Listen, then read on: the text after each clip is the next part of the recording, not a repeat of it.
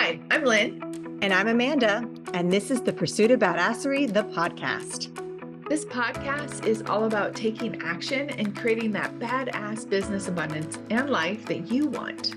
Where we share stories, laughs, wins, and epic fails to show you the whole picture of the entrepreneurial journey. It's not just unicorns and rainbows, people.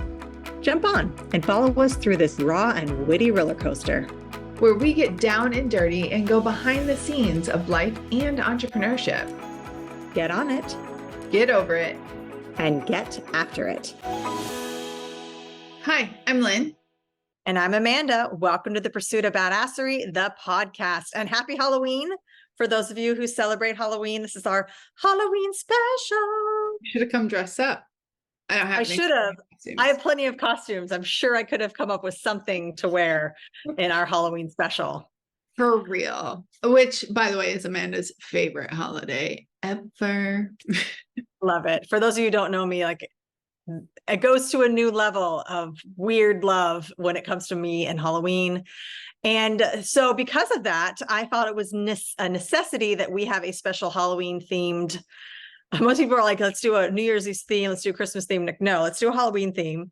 And today we're going to talk about, I could have come up with many topics, but we're going to talk about fear because it is the spooky holiday. And we're talking about fear of failure and fear of success in your business, how they affect you, how you feel it, how it manifests.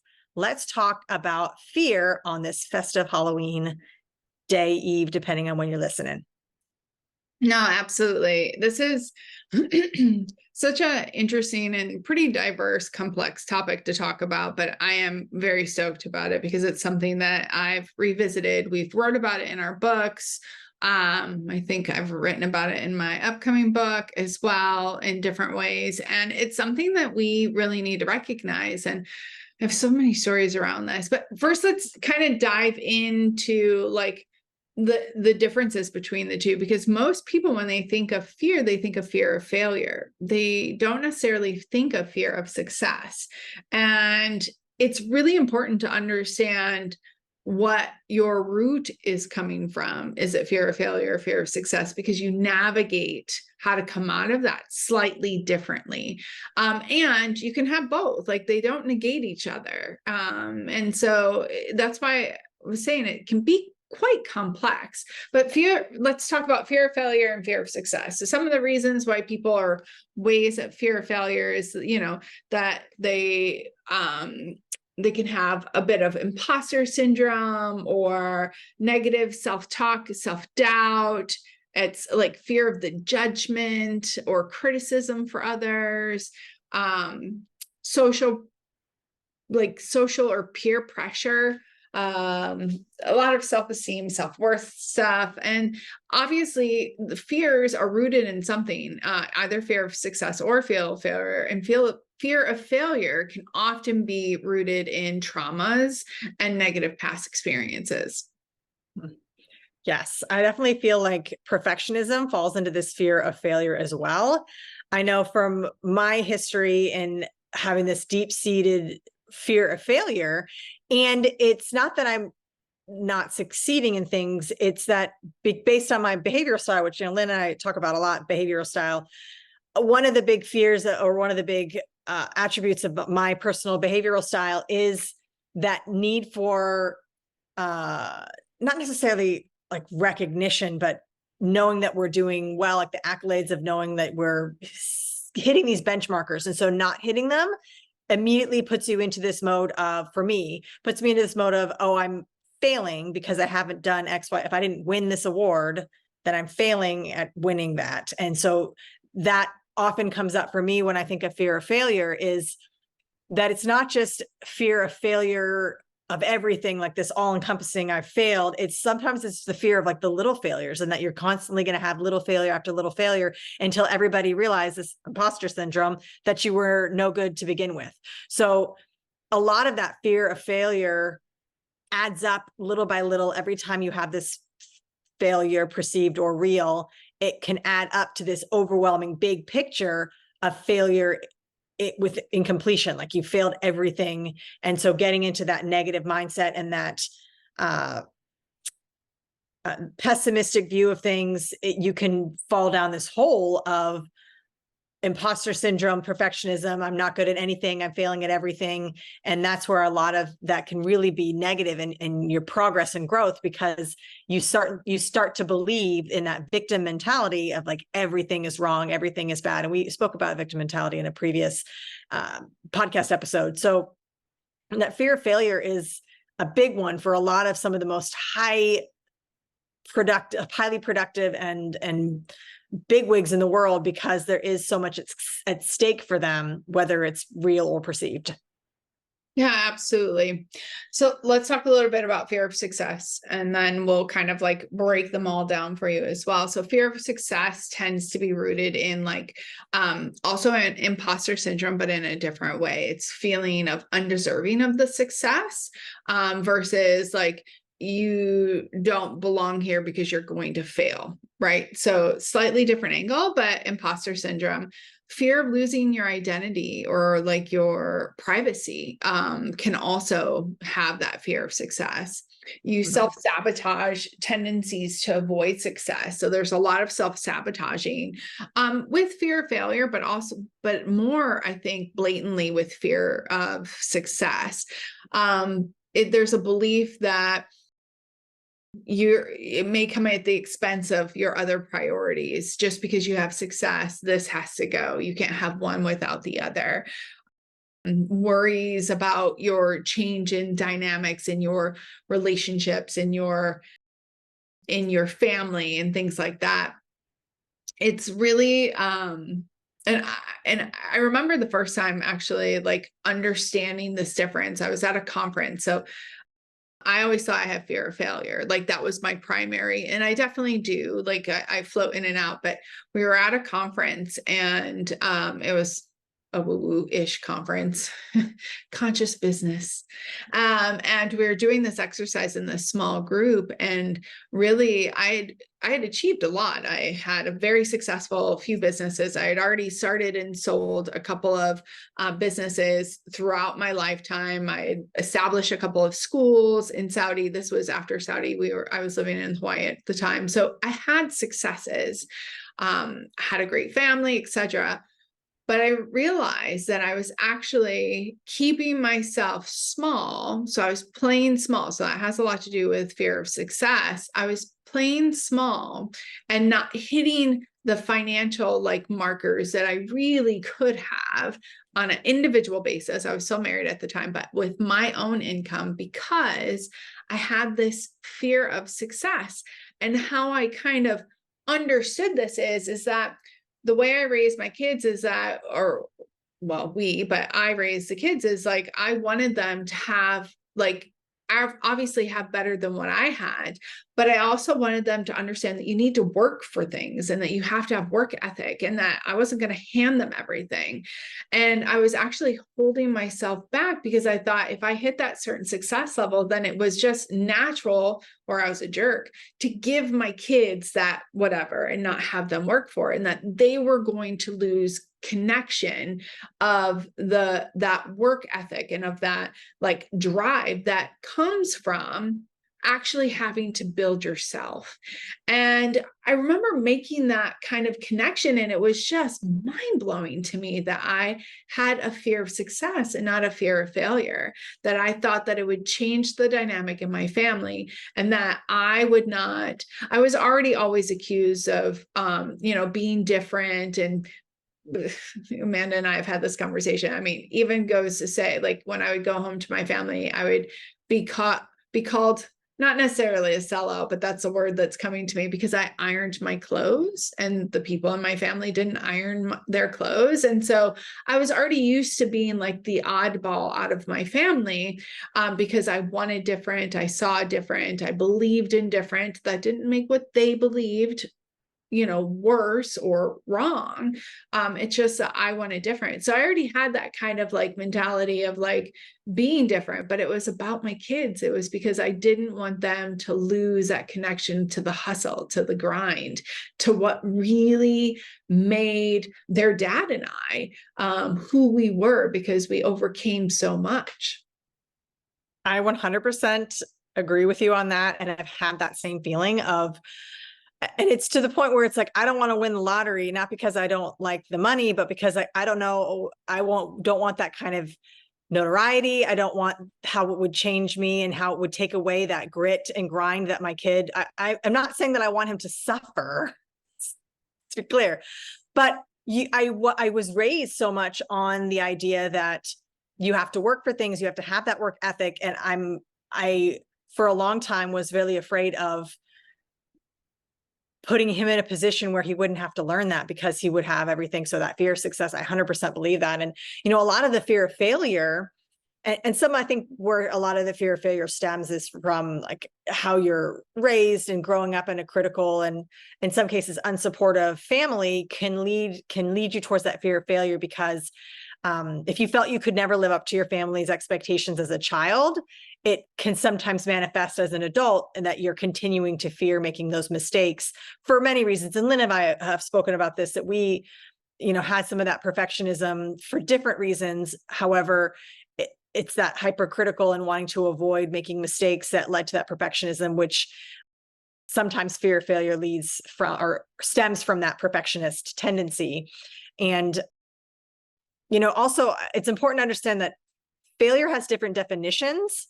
So for some, it's not achieving something the way you had planned to achieve it. Even if you do achieve it, it's that you didn't achieve it the right. Like, so for example, if I won the lottery tomorrow, but I hadn't won the lottery or I hadn't earned that money, like I would feel like that was a failure because I know it's weird. Like I would feel like winning the lottery would be a failure because I didn't earn that money from working. And so it just manifests differently, and you can create your own set of expectations that are very difficult to live up to and can lead to that sense of fear of failure because of the way you've defined it. Oh, absolutely. And it's interesting that you say that because it is true. Like we know we want something, we see it, we can do it, we can be it, we can have it. And yet there's these little voices in our heads, these little patterns that we've developed when we don't actually look at it that hold us back. And I want to say, like, sometimes it's not really obvious that you're sitting in a fear. So I want to kind of break down like some things that might happen if you're sitting in fear of success or fear of failure is like stagnation. Like you're kind of just seated at the same point. I was just literally having this conversation last night with a girlfriend.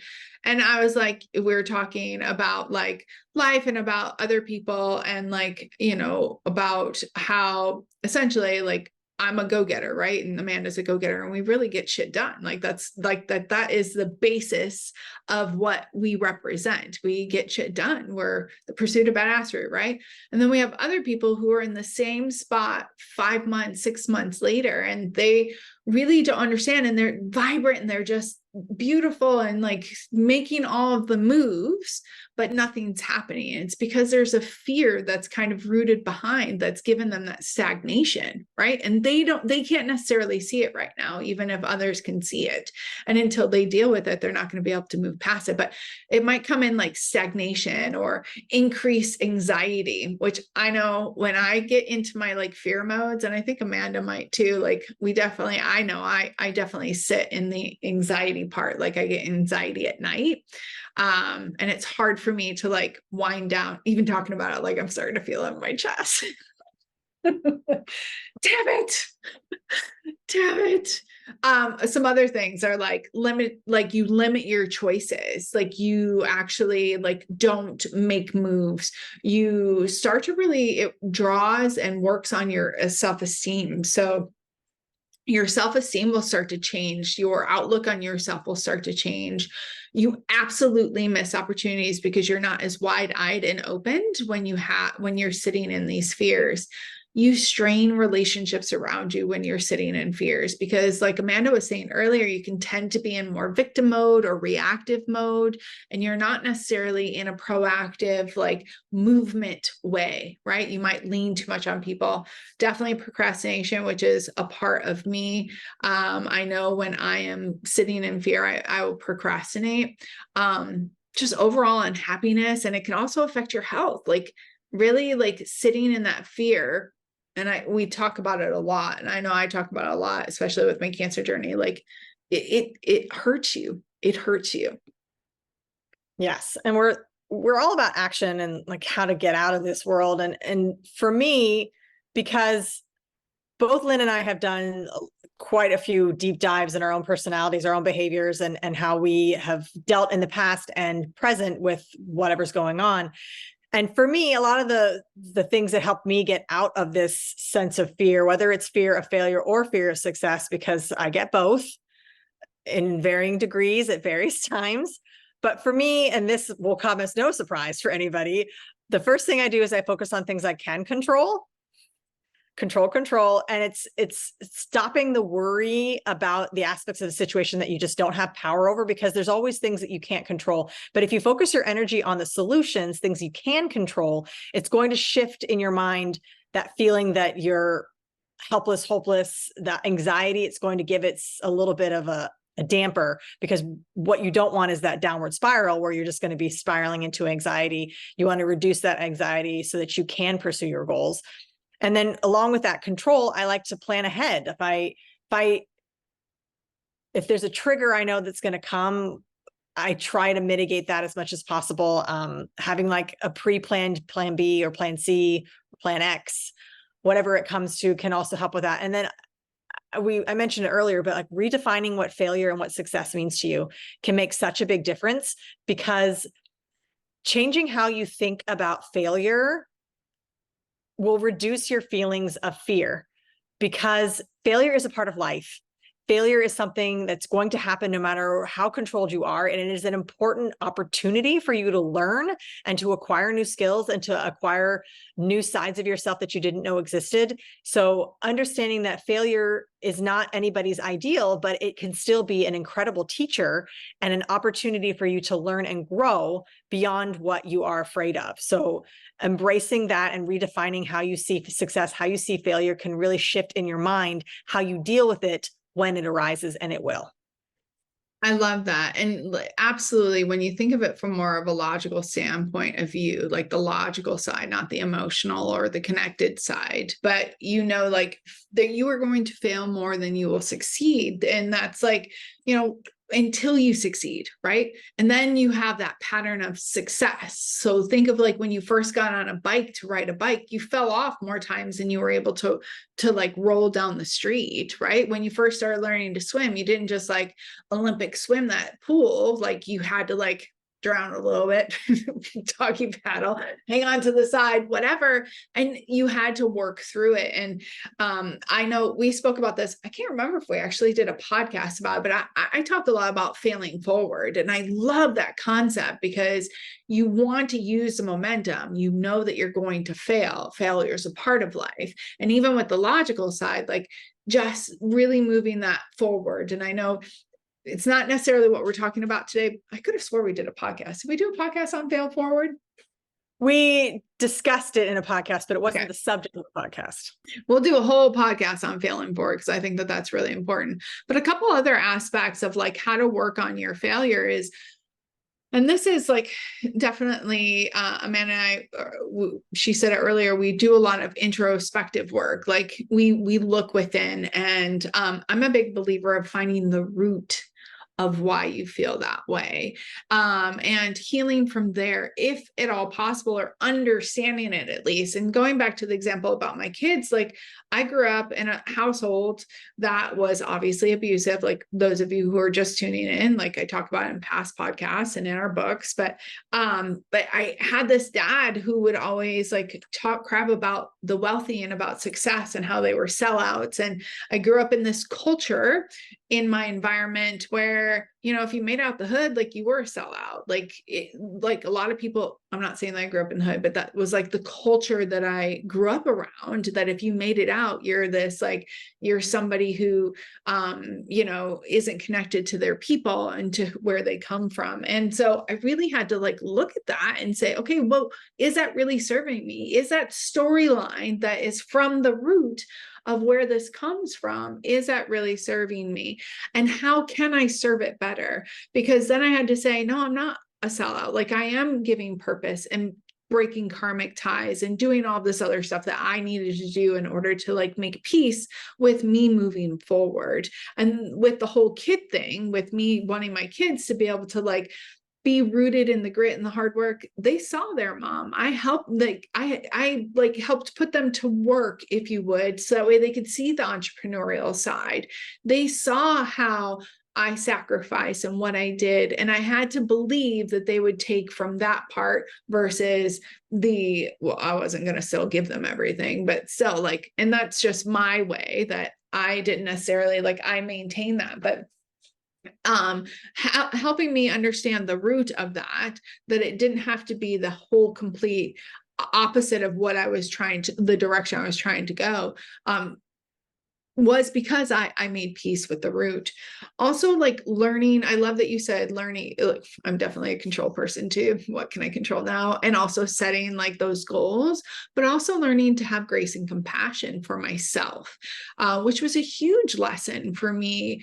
Because I could have grace and compassion for others. I definitely understand empathy in a very different way. I think I was just kind of like born with it, even though I'm a high D as well in the DISC assessment, but learning that grace and compassion with myself and saying, okay, like this is, this is where I'm at. This is why I'm feeling this way. How can I best move forward? And understand, like, especially we all have our past. And I love that Amanda said that failure is self-defined, because somebody might look at like somebody like Amanda and I and say, you guys have never failed. Well, absolutely we have. And we do all the time. Same as success. So success is personally defined. But at the end of the day, like we're constantly like putting in the work, having the grace and the compassion for ourselves to like continue to move forward. And I think that that's probably the little last aspect that I would say is like, always understanding like the root, having that grace and compassion during the process of the goal setting, the logical side, and then being persistent and patient with yourself and moving through.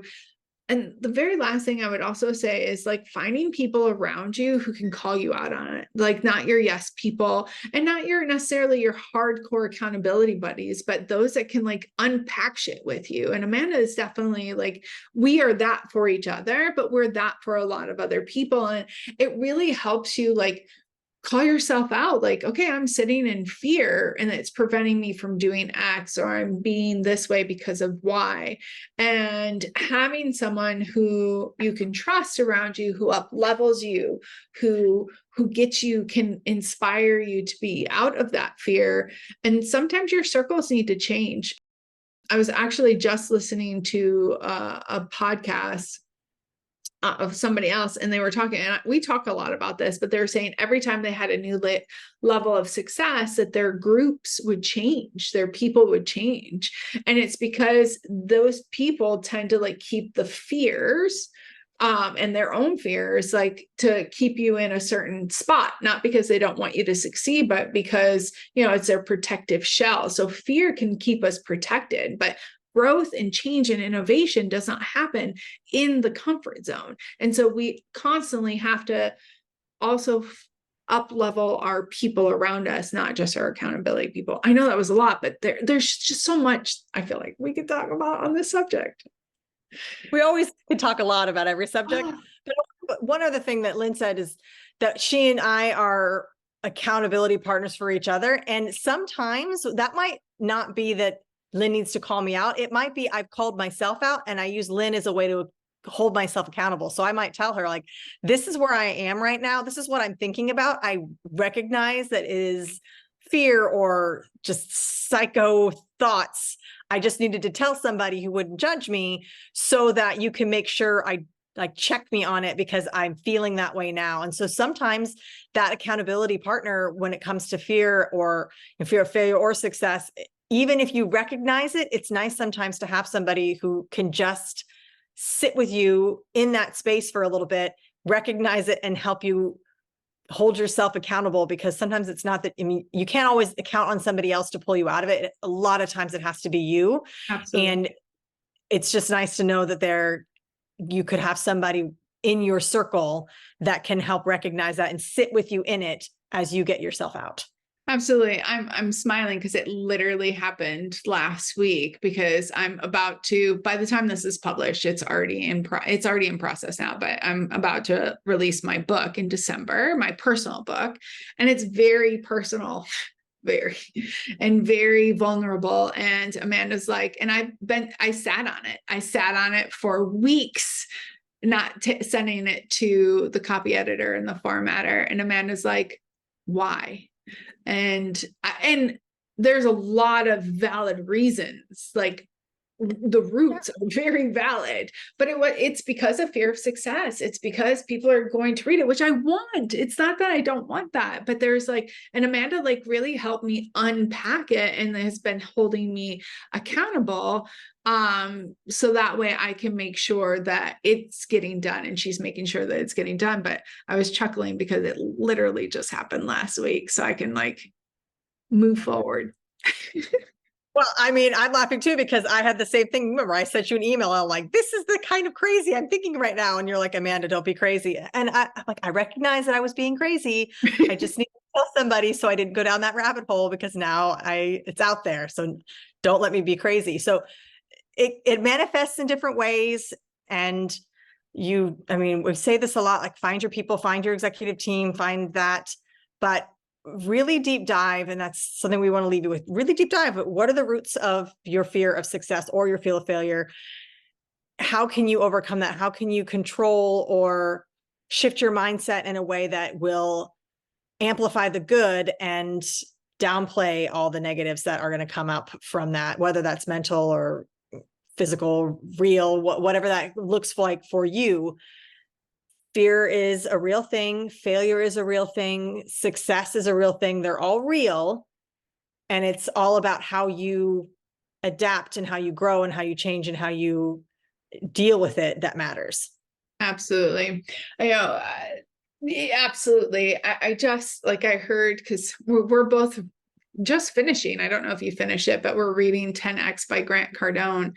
And he talks about fear, and he said that he feels fear, but he doesn't allow time and space to like amplify that fear. And I think that that's one thing, when I heard this, because I listened to the Audible, I don't know if you're listening to the Audible or reading it, but when I heard him say this, I thought of Amanda and I, because that's really like, we teach this, we're get shit done. Like we will feel it, but we'll like move in it. However, and make things happen and fail forward, but we don't allow the fear typically to hold us down.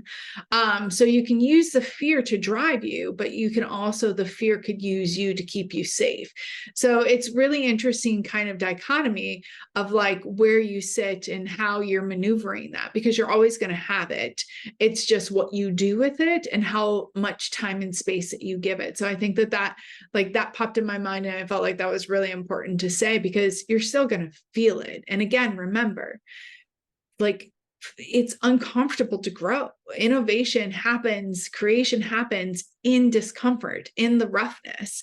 It's like the lotus blooming through the mud. It has to go through the shit in order to be able to be this beautiful flower. And if it feared the road ahead or coming through the mud, it would never bloom. And that's really what we're all about. Like, if you continue to live in fear, it's going to keep you in a certain place, and it's not going to allow you to fully blossom into who you are. But you can learn to fail forward and understand that failure is a part of life. Success is, you deserve it. Whatever position you're coming from, like either the failure that it's just going to happen, and logically, like, it's going to happen more times than not. And the whole success thing is the whole, you deserve it. You belong there. You are worthy of it. And really like continuing to remind yourself to jump in and just allow that fear to drive you. Allow that to move you forward and do what you deserve to do and what you were destined to be. 100%. And I'm curious, there is a poll on Spotify. Are you more afraid of fear or afraid of failure, or are you more afraid of success? There's a poll in Spotify. If you are listening, go in and take that. We'd like to see where our listeners sit in the fear factor. So let us know if you are feeling more of a fear of success or a fear of failure right now. And again, we might float in between them, but just right now, where are you in the world of things as we close up or come into an end of this year? Where are you sitting? Absolutely. Until next time, get after it. All right, everyone, it's not enough to just listen. Now you've got to put it into action. We are so excited to see what you do next. If you enjoyed our show, please leave us a review on iTunes. And to find out more about what we're doing, visit us at thepursuitofbadasserie.com.